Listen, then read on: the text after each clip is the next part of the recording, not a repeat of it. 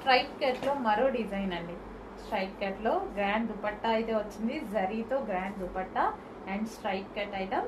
And yoke part వచ్చేసి full గా ఈ విధంగా వర్క్ తో అయితే హైలైట్ చేశారు.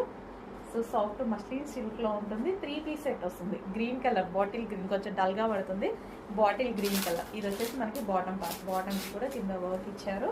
సో ఈ విధంగా మనకి గ్రాండ్ 3 పీస్ సెట్.